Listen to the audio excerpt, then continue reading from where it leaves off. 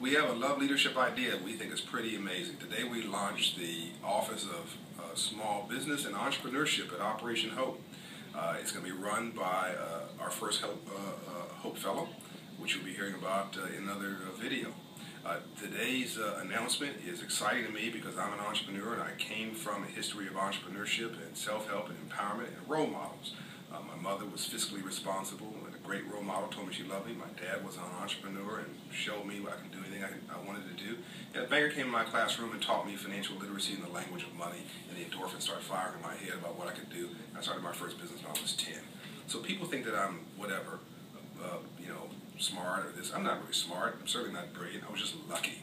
I was lucky. I had a role model. I had a mentor. I had people who cared about me, and I had a direction for my economic energy. We're going to do that for kids and adults.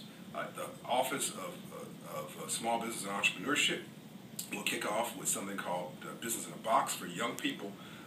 In short, you can sponsor for an elementary school kid their own business for $50 or $100. For a middle school kid, up to $250.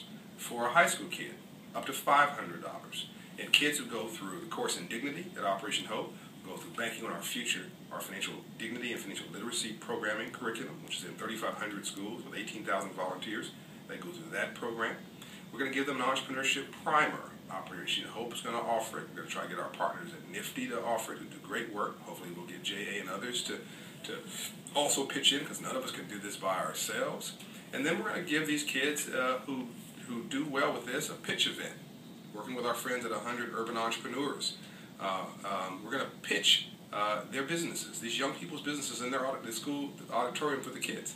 The kids get 2 minutes. We're going to give them 10 ideas you can start for $100, and 10 ideas you can start for $250, and 10 ideas you can start for $500. And they can pick our idea or pick one of their own. But they get 2 minutes to pitch their idea to a local panel of business leaders. And if the pitch is good, we'll fund their loan like a mini grant. And then the volunteer, the mentor, the role model from business will work with that kid to stand that business up. The Gallup-HOPE Index showed us that 91% of all kids are not afraid to take risks. That 77% of all kids want to be their own boss. Pretty amazing. But only 5% of kids have a business role model or a business mentor. That's devastating. And if those are national numbers, 3% margin of error, if those are national numbers, and you go to inner city Detroit or South Central LA or Anacostia or the hood anywhere, and that business role model number is almost zero. That's not sustainable. So our kids are not dumb and they're not stupid. I used to think that if you want to be a rap star, an athlete, or a drug dealer, you're dumb or you're stupid. And now I understand I was wrong. Those kids are brilliant because they're modeling what they see. And what we got to do is give them something different to see.